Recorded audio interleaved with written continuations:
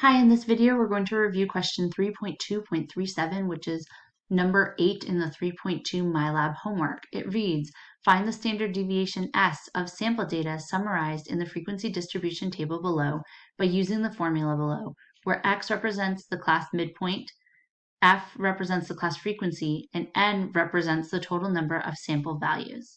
Also, compare the computed standard deviation to the standard deviation obtained from the original list of data values, which is 11.1. That's given information, not something we've calculated.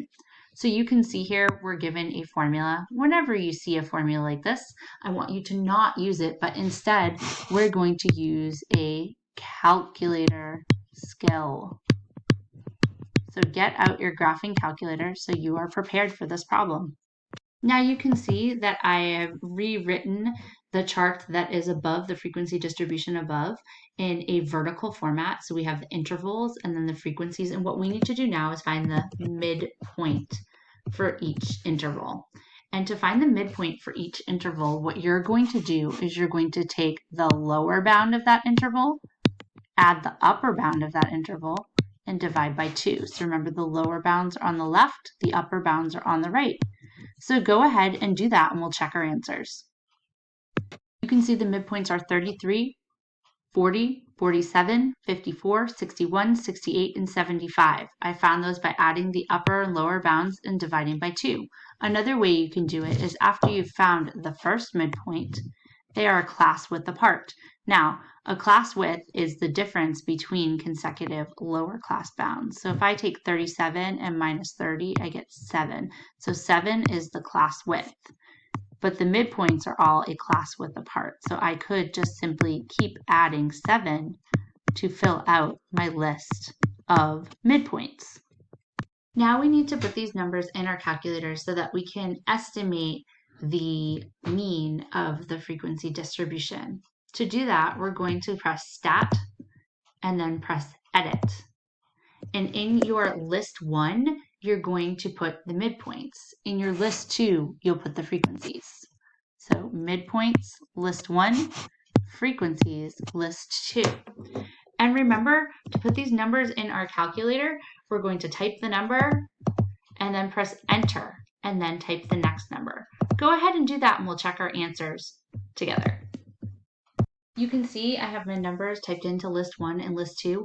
Double check to make sure that you don't have any typos because that will definitely mess up your answer in the end if you have typos. So now what you're going to do is you're going to press Stat. And this time, instead of pressing Edit, we're going to scroll to the right once to Calculator, Calc, and click 1 var stat. You can press the number 1 or you can just press Enter when you have 1 highlighted. So, list. Our midpoints were lists. So we want to make sure it says list 1. Mine says list 2 right now, so I'm going to press second and then the number 1 to get my list 1.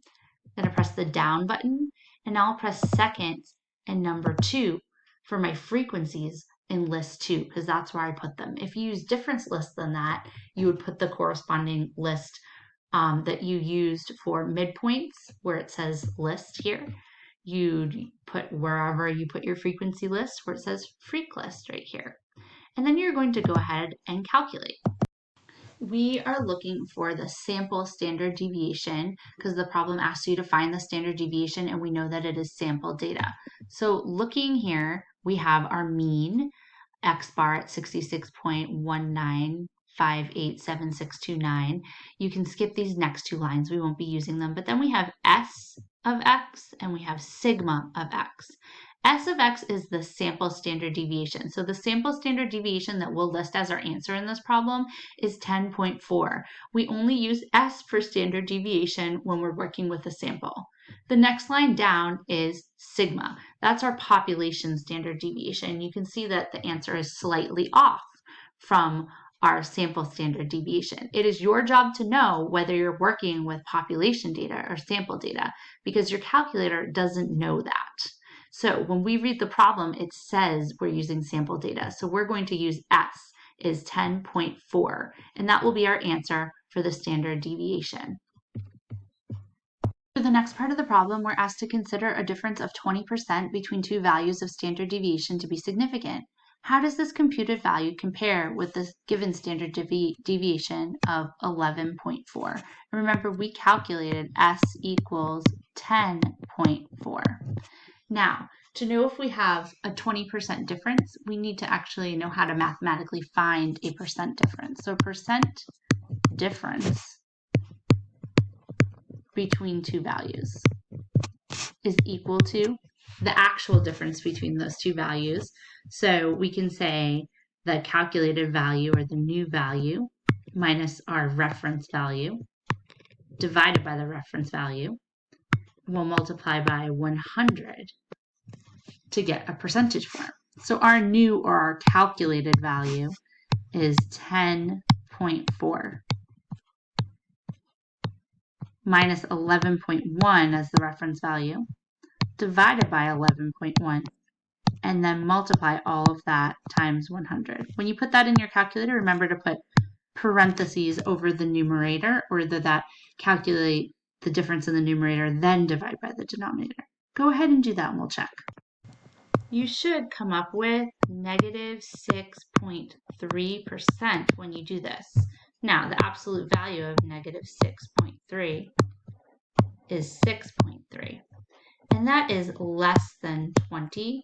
So we can say there is less than 20% difference between the two values of standard deviation. Because of that, we can say that there is not a significant difference.